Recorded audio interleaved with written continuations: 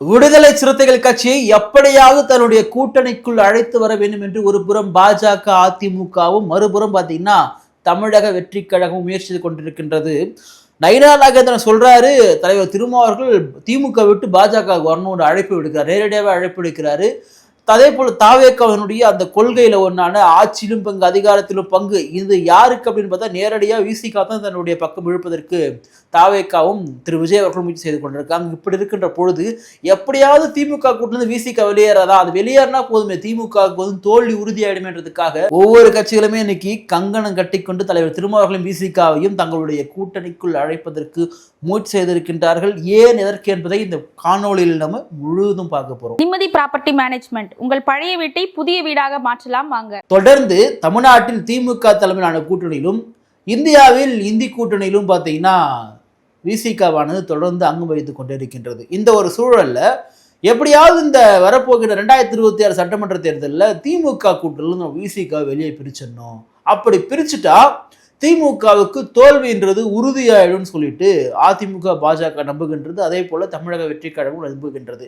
ஏன்னா இவங்க ரெண்டு பேருமே தொடர்ந்து விசிகாவும் தலைவர் திருமாவர்களையும் அழைத்து கொண்டே இருக்கிறாங்க. அவர் வந்து உறுதித்தன்மையோட திமுக இருந்தாலுமே அவருக்கான அழைப்பு வந்து தொடர்ந்து கொடுத்து கொண்டே இருக்காங்க. ஏன் அப்படின்னு கேட்டிங்கன்னா, இப்போ நடந்தது இல்லையா சட்டமன்ற இதை வெற்றி, இதுக்கு முன்னாடி நடந்த சட்டமன்ற தேர்தலில் திமுக வெற்றி பெற்றாங்க. மிக பெருவாரியான வெற்றியா, அதிமுக டெபாசிட் எடுக்க செய்தாங்களா, அதாவது சிறுபான்மை அணியான அதிமுக ஆயிடுச்சா அப்படின்னு கேட்டால் அப்படிலாம் கிடையாது. திமுக பார்த்தீங்கன்னா வாக்கு சதவீதத்தில் கொஞ்சம் சொற்பமான அளவில் தான் பார்த்தீங்கன்னா அதிமுகவை வீழ்த்தி திமுக வெற்றி பெற்றது. என்னதான் எடப்பாடி பழனிசாமி அவர்கள் அம்மையார் ஜெயலலிதா அவர்கள் இல்லாமல் ஒரு தேர்தலை சந்தித்து தன்னை முதலமைச்சர் வேட்பாளராக முன்னிலைப்படுத்தாலுமே அவருக்கு தமிழக மக்கள் பெரும்பாலான வாக்குகளை கொடுத்தாங்க. ஆனால் வெற்றி பெறதான் வைக்கல. அப்படி இருந்தும் எப்பரா திமுக வெற்றி பெற்றுன்னு கேட்டிங்கன்னா, குறிப்பாக இவங்க சொல்லக்கூடிய இந்த மேற்கு மண்டலம், இந்த கோவை அது போன்ற பகுதிகள், மதுரை தென் மாவட்டங்கள் இதெல்லாம் பார்த்தீங்கன்னா கிட்டத்தட்ட அதிமுக நல்லபடியே வந்து பல சீட்டில் வந்து வெற்றி பெற்று வந்தாங்க. எங்கே சறுக்கிறாங்கன்னு கேட்டிங்கன்னா வட மாவட்டத்தில் அதிமுகவால் பெரும்பான்மையான அளவில் வெற்றி பெற முடியல. இதுக்கெல்லாம் என்ன காரணம்னா, திமுக கூட்டணிக்கு வட மாவட்ட மக்களுடைய ஓட்டுகள் சிந்தாமல் செதறாமல் விழுந்திருக்கு. தமிழ்நாடு அளவில் பார்த்தீங்கன்னா நீங்கள் பட்டியல் சமூக மக்களுடைய வாக்கு, இஸ்லாமிய கிறிஸ்துவனுடைய வாக்கு இதெல்லாம் வந்து திமுகவுக்கு கிடைச்சிருந்தாலுமே கூட வட மாவட்டங்களில் பெரும்பான்மையான வாக்குகள் திமுக கூட்டணி கிடைச்சிது. இதுக்கெல்லாம் என்ன காரணம் அப்படின்னா, விசிகா திமுக கூட்டணியில் இருக்கிறாங்க, தலைவர் திரும்ப திமுக கூட்டணியில் இருக்கிறாரு. அதனால் அவர் யாரை கை காட்டுறாரோ, அவர் எந்த கூட்டணியில் இருக்கிறாரோ அவங்களுக்கு தான் நம்ம ஓட்டு போகணுன்றதுக்காக இங்கே இருக்கக்கூடிய இஸ்லாமிய கிறிஸ்தவர்கள், இங்கே இருக்கக்கூடிய பட்டியல் சமூக மக்கள், இங்கே இருக்கின்ற முற்போக்காளர்கள் இவங்கெல்லாம் இணைஞ்சி தலைவர் திருமாவிற்காக தான் திமுகவிற்கு ஓட்டு போட்டாங்க.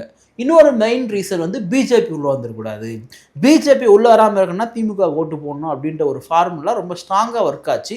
ஸோ அதுவுமே வந்து ஒரு மெயின் ரீசன். மற்றபடி ஸ்டாலின் அவர்கள் தான் முதலமைச்சர் ஆகணும், திமுக தான் அரியணை ஏறணும் அப்படின்ற ஃபேக்ட் வந்து ஒர்க் ஆச்சான்னு கேட்டால் இந்த ரெண்டு ஃபேக்ட் தான் முக்கியம். முதல்ல வந்து பிஜேபி உள்ளே வந்துடக்கூடாது, ரெண்டாவது திருமாவர்கள் வந்து அங்கே இருந்ததுனால பெரும்பான்மையான வாக்குகளை அவர் வந்து திமுக கூட்டணி கொண்டு போய் சேர்த்தார். அதே மாதிரி தான் நடந்து முடிந்த நாடாளுமன்ற தேர்தலுமே திமுக வெற்றி பெற்றதற்கு காரணம் தமிழ்நாட்டில் பிஜேபி உள்ள வந்துடக்கூடாது, மோடி மறுபடியும் ஆட்சிக்கு வந்துடக்கூடாது அப்படின்ற ஒரு காரணம். அதே போல் இங்கே இருக்கக்கூடிய இஸ்லாமிய கிறிஸ்தவ மக்களுடைய வாக்குகள், ஒடுக்கப்பட்ட மக்களுடைய வாக்குகள் இதெல்லாம் வந்து திமுக கூட்டணி கிடைச்சிது. ஸோ மறுபடியும் வெற்றி. அப்போது தொடர் வெற்றிகளை திமுக வாங்கிட்டே வராங்க, திரு ஸ்டாலின் அவர்கள் பெற்றுக்கொண்டே வராரு. அப்போ இதெல்லாம் வந்து திரு ஸ்டாலின் அவர்களுடைய கரிஷ்மாட்டிக் பவர் தானே அப்படின்னு நீங்கள் கேட்கலாம். அதெல்லாம் வந்து பெருசாக எனக்கு தெரியல. ஆனால் உண்மை எனக்கு தெரியும் என்னன்னா, விசிகா அப்படின்ற ஒரு மாபெரும் மக்கள் இயக்கம் திமுக கூட்டணியில் இருக்கிறதுனால இந்த திமுக தொடர் வெற்றியை பெறுவதற்கு காரணம் வந்து அமைகின்றது. அப்போது வரப்போகின்ற தேர்தல் 2026 சட்டமன்ற தேர்தலிலும் விசிகா திமுக கூட்டணி தான் இருப்பாங்க அப்படின்றத உறுதிபடியாக தலைவர் திருமாவர்கள் சொல்லிட்டாரு. அப்படி இருக்கிற சூழலில் விசிகாவை திமுக எந்த அளவுக்கு 2026 மதிக்க போகிறாங்கன்றது அப்பாற்பட்ட விஷயம். அது வந்து எனக்கு தெரிஞ்சு திமுக கூட்டணியில் எல்லா கட்சியை விட விசிகாவிற்கு கூடுதலான வாக்குகளை பெற்றுத்தரக்கூடிய ஒரு கெப்பாசிட்டி இருக்கின்றது. ஒரு கரிஷ்மாட்டிக் லீடர் திரும்ப இருக்காரு. மற்றவங்க எல்லாரும் கொடுக்கறத விட அதிகமான சீட் வந்து விசிகாவிற்கு கொடுக்கணும் அப்படின்றது நம்ம ஸ்டாண்ட் அதில் தொடர்ந்து நிற்கிறோம். அதற்காக நம்ம குரல் கொடுக்குறோம். ஆனால் என்ன நடக்க போகுது அப்படின்றது நம்ம பொறுத்திருந்து தான் பார்க்கலாம். இப்போது 26 தேர்தலில் எப்படியாவது வந்து வெற்றி பெற்றி ஆக வேண்டிய ஒரு கட்டாயம் எடப்பாடி பழனிசாமி அவருக்கு வந்து இருக்குது. ஏண்டான்னா அவர் வந்து பொதுச் செயலர் ஆனதுலேருந்து பார்த்தீங்கன்னா அவர் பெரிதாக எங்கேயும் சொல்கிற மாதிரி வந்து வெற்றியே பெறலை. அப்போது இந்த 2026 சட்டமன்ற தேர்தலில் தான் வெற்றி பெற்றால்தான் அதிமுக அப்படின்ற ஒரு இயக்கத்தையும் அந்த கட்சியும் வந்து அவரால் காப்பாற்ற முடியும், அந்த சரிவிலிருந்து மீட்டு தர முடியும். அதனால தான் அவங்க நாங்கள் சேரவே மாட்டோம்னு சொன்ன பாஜகவோட போய் சேர்ந்துட்டாங்க. ஏன்னா அவங்களுக்கு வெற்றி அப்படின்றது ரொம்ப முக்கியமான விஷயம்.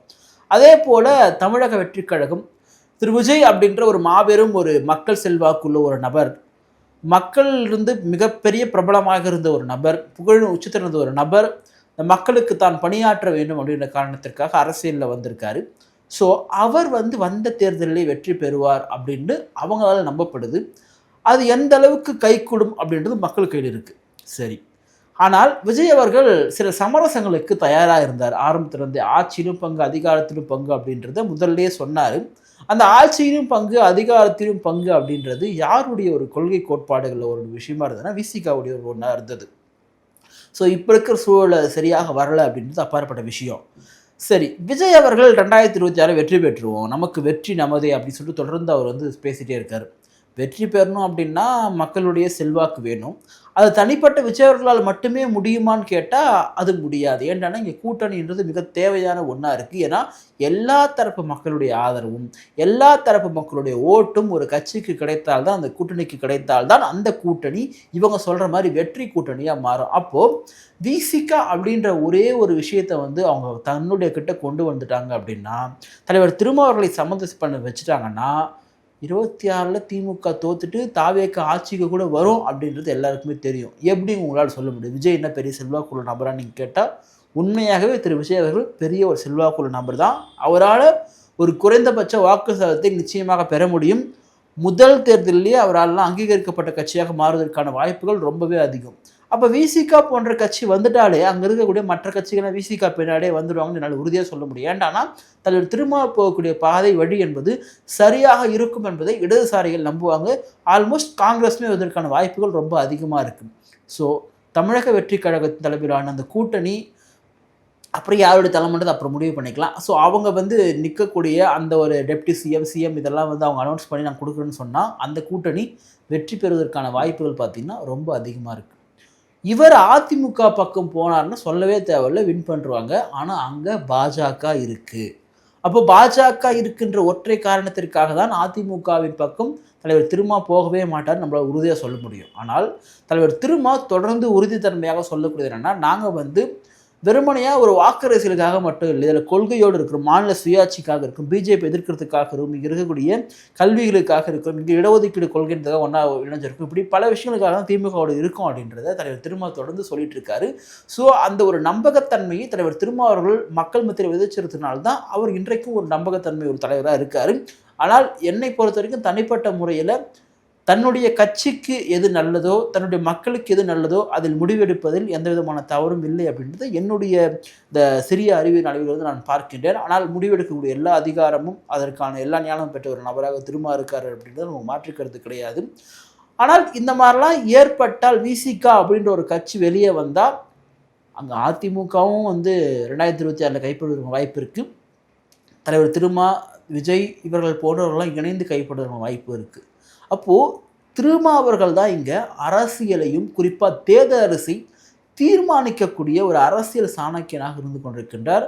ஒரு தமிழ்நாட்டினுடைய எலெக்ஷன் ஹீரோ யாரான்னு கேட்டால் திருமா அப்படின்றது நம்ம வெளிப்படையாக சொல்லலாம். ஏன்னா அந்தளவுக்கு இவர் எங்கே போக போகிறார், இவர் என்ன பேச போகிறார், இவர் என்ன கை காட்ட போகிறார் சொல்லிட்டு ஒட்டுமொத்த தமிழக அரசியலுமே தலைவர் திருமாவர்களை சுற்றியே வந்து நிகழ்ந்து கொண்டிருக்க என்பதை நாம் கண்கூடாக பார்த்து கொண்டிருக்கின்றோம். அதனால் இது 2026 சட்டமன்றத்தில் யார் ஜெயிக்கிறாங்க யார் தோக்குறாங்கன்றது அப்பாற்பட்ட விஷயம்.